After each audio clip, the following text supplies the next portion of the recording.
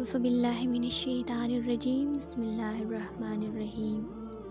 حضرت صالح علیہ السلام۔ حضرت ہود علیہ السلام کی امت جو عاد کہلاتی تھی اور اللہ تعالیٰ کے عذاب سے ہلاک ہو گئی، اور اس میں باقی بچے ہوئے لوگ پھر آباد ہوئے۔ ان کی اولاد بڑھتی گئی، انہوں نے اپنا نام سمود رکھا۔ یہ لوگ بھی آہستہ آہستہ بت پرستی کرنے لگے اور برے کاموں میں پڑ گئے، تو اللہ تعالیٰ نے ان کے پاس حضرت صالح علیہ السلام کو نبی بنا کر بھیجا۔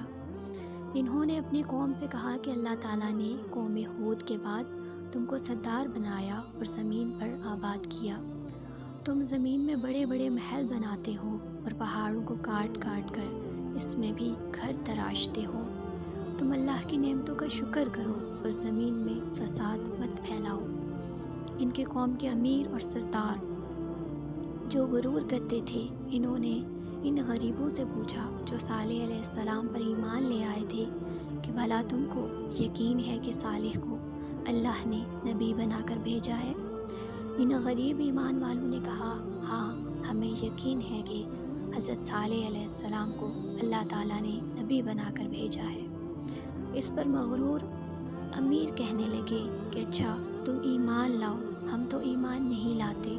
ان امیر لوگوں کا یہ تعجب تھا کہ اگر اللہ تعالیٰ کسی کو نبی بنا کر بھیجتے تو ہم امیروں میں سے کسی کو نبی بناتے۔ حضرت صالح علیہ السلام برابر اللہ تعالیٰ کا پیغام ان کو پہنچاتے رہے، مگر کوئی ان کی بات نہ سنتا، بلکہ الٹا مذاق اڑاتے۔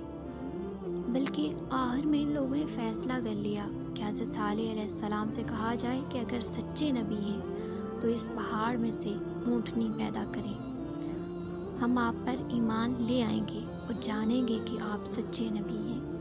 حضرت صالح علیہ السلام نے اللہ تعالیٰ سے دعا کی، اللہ تعالیٰ تو سب کچھ کر سکتے ہیں۔ اللہ تعالیٰ نے حضرت صالح علیہ السلام کی دعا قبول کی اور ایک پہاڑی سے اونٹنی کو پیدا کر دیا، لیکن ان کی قوم یہ سچائی دیکھنے کے بعد پھر بھی ایمان نہ لائی۔ یہ اللہ تعالیٰ کی اونٹنی ایسی تھی کہ جس چشمے پر جاتی جا کر پانی پیتی، سب پانی ختم کر دیتی تھی۔ اب تو ان کی قوم کے لوگ اور بھی پریشان ہوئے۔ حضرت صالح علیہ السلام نے اپنی قوم سے کہا کہ دیکھو، اس اونٹنی کے لیے باری مقرر کر لو، ایک روز تمہارے جانور چشمے سے پانی پیئے اور ایک روز یہ اونٹنی پیئے، لیکن دیکھو اس کو بری نیت سے ہاتھ نہ لگانا، یعنی اس کو تکلیف نہ پہنچانا، اور تمہارے حق میں یہی اچھا ہوگا۔ کچھ روز تک تو وہ اونٹنی کو حیرت سے دیکھتے رہے۔ ان کی قوم کے چند لوگوں نے مشورہ کر کے اونٹنی کو مار ڈالا۔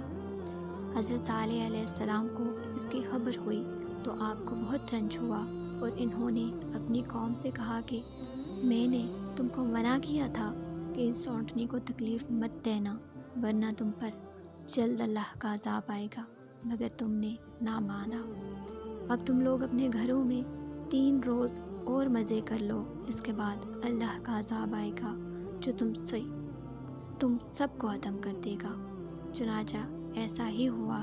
اللہ تعالیٰ نے حضرت صالح علیہ السلام اور ان لوگوں کو بچا لیا جو ایمان لے آئے تھے، لیکن جو لوگ ایمان نہیں لائے تھے، ایک بڑی ہیبت ناک اور خوفناک آواز پیدا ہوئی، جس سے وہ اپنے گھروں میں اوندے منہ پڑے رہے اور مر گئے۔ ایسا معلوم ہوتا تھا کہ کبھی یہاں رہتے ہی نہیں تھے۔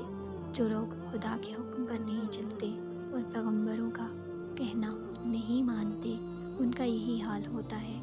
اللہ پاک ہم سب کو اپنے عذاب سے بچائے اور اپنی اور اپنے رسول کی اطاعت نصیب کرے، آمین۔